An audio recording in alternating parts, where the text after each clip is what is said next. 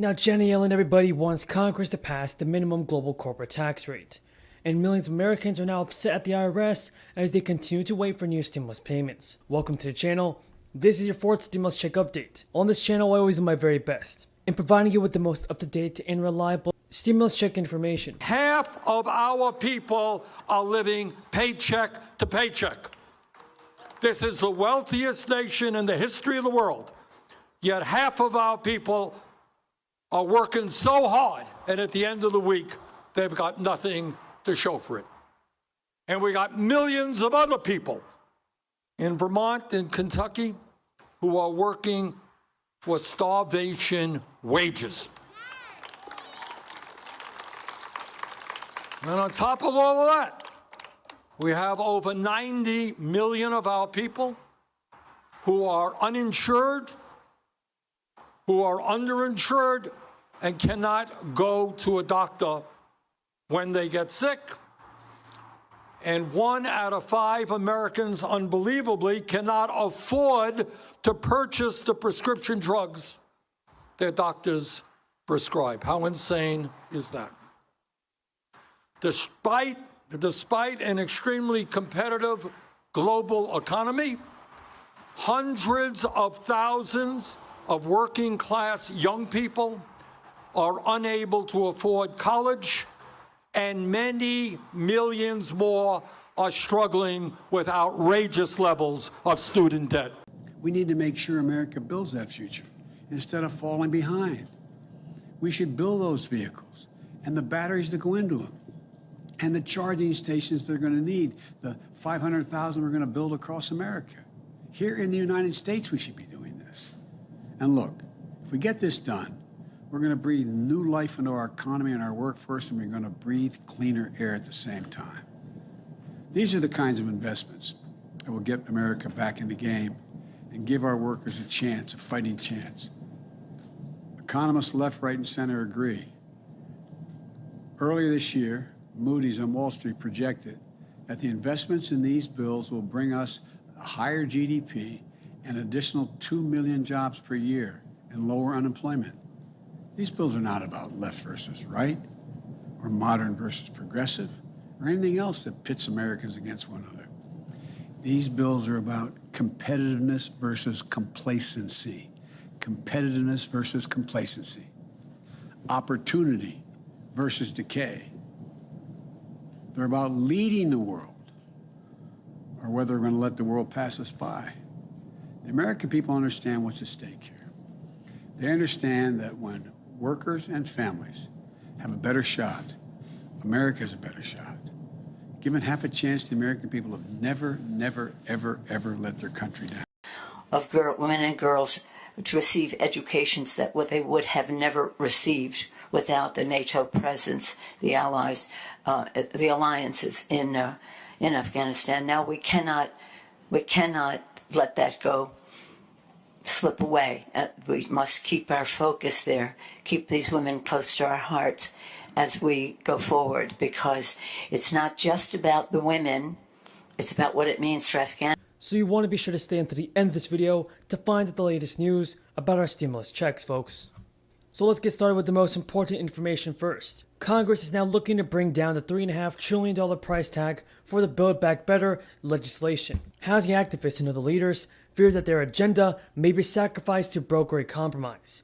A group of more than a dozen nonprofit organizations have actually wrote a letter to President Biden to bring up more housing aid. But still, lawmakers may decide the ultimate shape of Biden's housing agenda this month, which is a novel thing in itself. Presidents don't historically have housing agendas. Tenants and advocates are trying to impress upon lawmakers the urgency of the housing crisis, as well as the scale of the opportunity.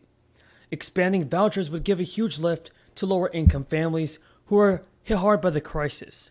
And done right, these benefits can compound over generations. If it passed in its entirety, these advocates say the Build Back Better agenda by President Biden will definitely help many Americans out. What are your thoughts on President Biden so far? Is he doing all that it takes to send out the fourth stimulus check and help out the American people that are in need of financial assistance? Tell me in the comments below, everybody. So the IRS says it's on track to dig out the crisis-related backlog of tax returns for 2021 and 2020. Now, as of October 2nd, the IRS has 6.8 million unprocessed individual 2020 tax year returns, down from 7.6 million from the week before. The IRS had reduced the number of returns regarding special handling from a historical high of 9.8 million on May 1st. And plus, everybody, the Where's My Refund tool is really great if you're lucky, and it shows that your refund was approved or sent. The problem is if your return is stuck in processing, and if you're one of the million taxpayers whose return has been delayed, then the tool just tells you that the return was received by the IRS and nothing more. But the latest confusion is surrounding letters sent to 6.5 million taxpayers, telling them a notice of a 60-day appeal,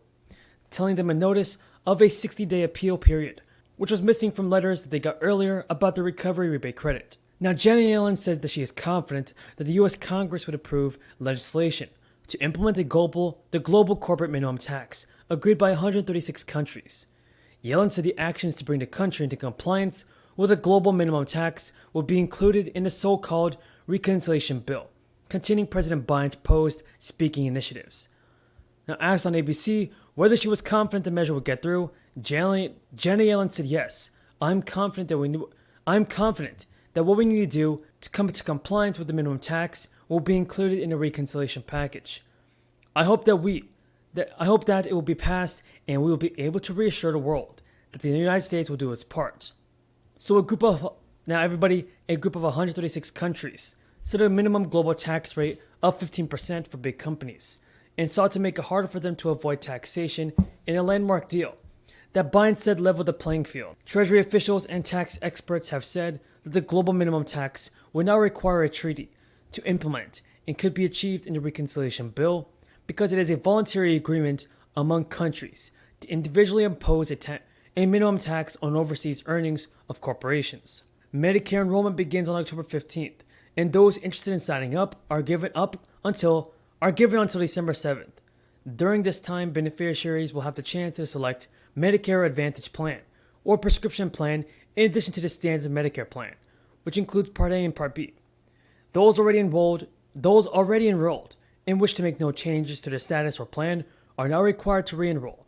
Their past election will be reapplied for the coming year. However, each year during the enrollment period, beneficiaries are advised to review changes made to the cost of Medicare to ensure that the plans they've selected suit their needs best.